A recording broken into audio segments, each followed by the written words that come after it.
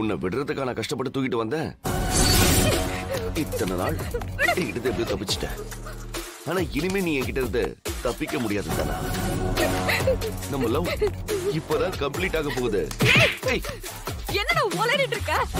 உளறல தானா, நடக்க போறத சொல்றேன். நீ எனக்கு சொந்தமானவ, ஏன் கூட தான் இருக்கணும். பாரு, நாளைக்கு உனக்கு எனக்கும் கல்யாணம்.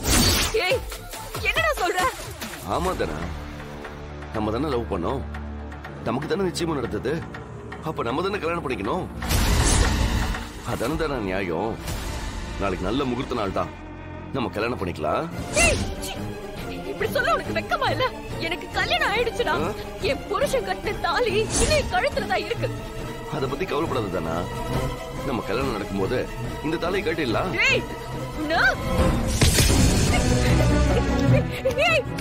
ஏன் இப்படி பண்ற? கோவப்படாத தானா, கோவப்படாத. நமக்கு கல்யாணம் ஆனப்புறம் எல்லாம் சரியாயிடும். இங்க பாரு, நீ பண்ணிருக்கிற வேலை மட்டும் கதிருக்கு தெரிஞ்சுது உன்னை அடிச்சே கொன்று பாரு. அதுக்கு முதல்ல நீ எங்க இருக்கன்னு அவனுக்கு தெரியணும்ல தானா. நாளைக்கு நம்ம கல்யாணம் முடிச்ச உடனே நம்ம எங்க போறோம் தெரியுமா? நம்ம 2 பேரும் சேர்ந்து கோவா போறோம். நீ கண்டிப்பா கூப்பிட்ட உடனே எப்படியும் வர போறது இல்ல. உனக்கு ஒரு மைக் ஊசியை போட்டு உன்னை நான் கார்ல ஏத்தி சேஃபா தான் கூட்டிட்டு போவேன். அந்த கதிரு உன்னை காணும்னு ஊரு ஊரா தேடி தேடி அவன் பைத்திய மாதிரி சுத்திக்கிட்டு இருப்பான். நம்ம 2 பேரும் சந்தோஷமா கொஞ்ச நாள் கோவால இருந்துட்டு அப்புறம் ஃபாரின் போய் செட்டில் ஆயிடலாம். சரியா?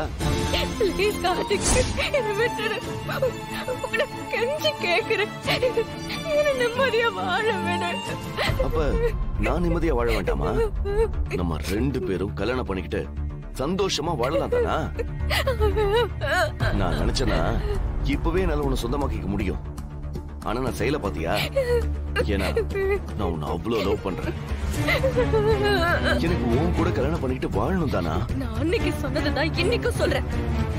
இந்த ஜென்மம் இல்ல, எத்தனை ஜென்மம் எடுத்தாலும் நீ நினைச்சது நடக்காது. நான் கதிர் பொண்டாட்டிடா. எப்படி இருந்தாலும் நீ நினைச்சது நடக்காது. அதையும் பார்க்கலாம் தானா? நல்லா இருக்கேன் பாட்டி, உட்காருங்க, இந்த வரேன். இருக்கட்டும். தனா இங்க? பாட்டி, தனா வந்து மார்க்கெட்டுக்கு போயிருக்கா. நானும் அவளை பார்க்க தான் வந்தேன். ஆனா மார்க்கெட்டுக்கு போயிருக்கான்னு கதிர் தான் சொன்னான். அதான் நான் வெயிட் பண்ணிட்டு இருக்கேன். என்ன பாட்டி, நீங்க திடீர்னு இங்க வந்திருக்கீங்க? அது நானும் சிவாவும் கோயிலுக்கு போயிருந்தோம். அப்பாவும் பொண்ணும் இப்படி பிரிஞ்சிருக்காங்களே, இதுக்கு ஏதாவது பரிகாரம் செய்ய முடியுமான்னு ஒரு சித்தர்கிட்ட கேட்டோம். அவரு ஒரு பரிகாரம் சொல்லியிருக்காருமா. பரிகாரமா? ஆமாண்டா. தனாவுக்கு ஏதோ புத்திர தோஷம் இருக்கான்.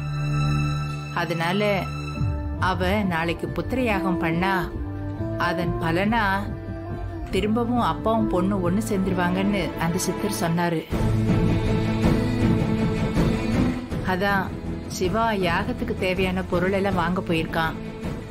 சரி, இந்த விஷயத்த நாம தனா கிட்ட சொல்லிட்டு போலான்னு தான் வந்தேன். காலையில 10 மணிக்கெல்லாம் அவ கோயில இருக்கணும்பா. சரி விடு, மார்க்கெட்டுக்கு தானே போயிருக்கா. சரி, நான் இருந்து பார்த்துட்டு அவகிட்ட விஷயத்த சொல்லிட்டே போறேன். பாட்டி, அவ இப்பதான் போயிருக்கா, வர லேட் ஆகும். பரவாயில்ல மாயா, அவளையும் பார்த்து ரொம்ப நாளாச்சு. இருந்து பார்த்துட்டு நாளைக்கு கோயிலுக்கு வர சொல்லிட்டு போறேன். அது இல்ல பாட்டி, பெரியப்பா வீட்டுக்கு வந்திருப்பாரு. நீங்க இங்க வந்தது தெரிஞ்சா அவர் ரொம்ப கோவப்படுவாரு. நீ சொல்றதும் ஒரு வகையில சரிதான். ரகுவுக்கு தெரிஞ்சா ரொம்ப கோவப்படுவான். உங்களெல்லாம் அப்படி ஒன்னும் சொல்ல மாட்டான். ஆனா என்கிட்ட ஏமா நீங்க அங்க போனீங்கன்னு கோச்சுப்பான். சரி, நான் ரகு வரத்துக்கு முன்னாடி வீட்டுக்கு போயிடுறேன். ஐயோ, நான் இப்ப தனா கிட்ட விஷயத்த சொல்லணுமே. நான் சொல்லிக்கிறேன் பாட்டி. சரி, நீ சொல்லிட்டு வந்துடு. நான் கிளம்புறேன். வரேன் கதிர். பாட்டி.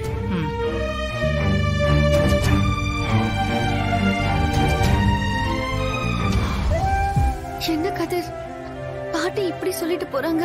பெரியப்பா கூட தனா சேர்றதுக்கு ஒரு வாய்ப்பு கிடைச்சிருக்கு. அவளை இந்த யாகத்தை பண்ண வைக்கணும். ஆனா அவ எங்க இருக்கான்னு தெரியலையே. எனக்கு அந்த கார்த்திக் மேலதான் சந்தேகமா இருக்கு மாயா. ஏன்னா இன்னைக்கு நான் சிலிண்டர் போட போகும்போது ஒரு ஆள் என்னை இடிச்சுட்டு போனா. அப்புறம் கொஞ்ச நேரம் கழிச்சு தனாவுக்கு கால் பண்ணலான்னு மொபைலை தேடினா மொபைல் இல்ல. அப்படின்னா கார்த்திக் தான் பிளான் பண்ணி உன் போனை எடுத்திருக்கணும். போக விடுறதுக்கு அவனை நான் கஷ்டப்பட்டு தூக்கிட்டு வந்திருக்கேன். இந்த பார்த்தனா சும்மா உட்காந்துட்டு அழுதுட்டு இருக்காத, சரியா? இனிமே உன்னால என்கிட்ட இருந்து தப்பிக்கவே முடியாது தானா. உன்னால நான் ரொம்ப பட்டுட்டேன். என்ன ஜெயில் வரைக்கும் போக வச்சுட்டேன். என் குடும்பத்தையே இந்த ஊர் தள்ளி வச்சிருச்சு. அதுக்கெல்லாம் காரணம் நீதானே. என்ன விட்டுட்டு போய் போய் அந்த கதிரை கல்யாணம் பண்ணிக்கிட்ட.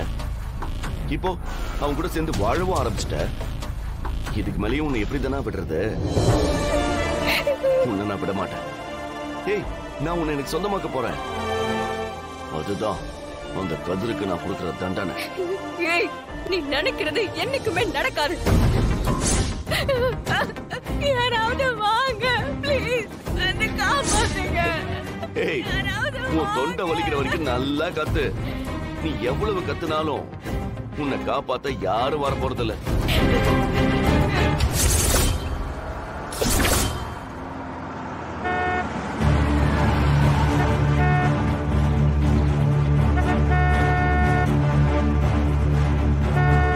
கேட் மூடி கிடக்கு. சண்முகம் எங்க போனா?